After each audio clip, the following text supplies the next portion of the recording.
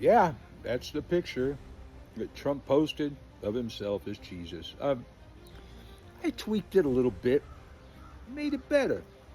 But Trump now says that wasn't a picture of him depicted as Jesus. Only the fake news could come up with that.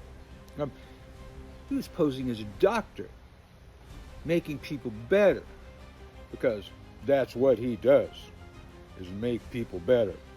Now, there was a clip of him saying that, but I think my delivery was better. He's a fucking schmuck. But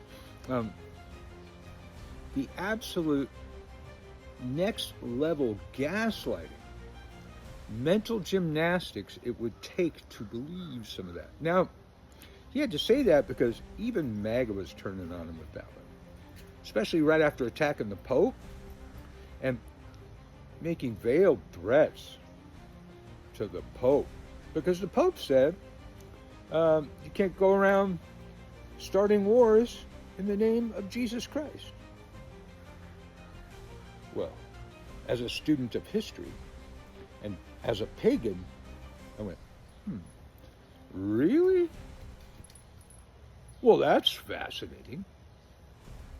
And, I don't want him to be like past popes, but, popes in the Middle Ages absolutely did that.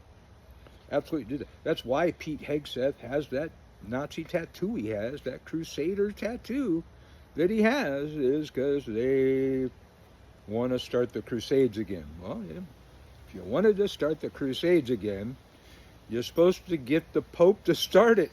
You dumbasses. You got to learn how to play this fucking game. But I got a long history of being anti-Pope because my ancestors suffered a lot from popes. And it was the last Pope. I just went,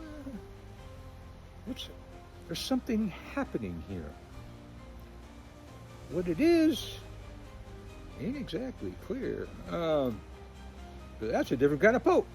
And then now this guy, he's blowing my mind about popes. Now, even to where they, got popes accepting LGBTQIA people. And that's good. I'm just shocked that it came from a pope. So, Trump has posted a picture of himself as Jesus. Don't piss on my head and tell me it's raining. It looks nothing like a doctor. Got light coming out of your hands, angels up above you. Fuck you, dude. Your supporters may be stupid enough. Well, they are stupid enough to believe that, but I don't even think they're going to believe that. I don't think they're going to believe this one, man. This is a bridge too far, and you pissed off all of the right-wing Christians, man. That was too much. And then, the attack on the Pope, right next to it. Oh, man, it's looking bad for you. But I don't want to give credence to the book. I don't believe in the book. I read the book differently. As a group of metaphors. It means something other than what they're putting right out there in your face. The Bible's not meant to be taken literally. But if we were to take it literally, the Antichrist, well, first of all, he gets you to have your mark on his head, MAGA. Then later down the line, he professes himself to be the second coming of Christ. And then next, if I got it in order, make you choose between Jesus and Orange Jesus. That's coming. That's coming. If the playbook's right. Now, as I've said before, though, the only thing wrong with this story, other than what's happening now, which is absolutely Antichrist shit, the Battle of Armageddon was supposed to be fought over the plains of Armageddon, which was a very important piece of strategic land back during biblical days.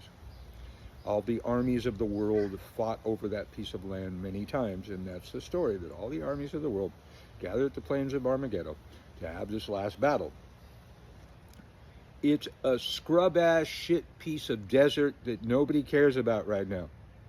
Before it was the intersection between cultures, between Israel, Persia, and the rest of the Middle East, all the kingdoms of the Middle East. But not anymore. Nobody would fight over that piece of land. So I can't.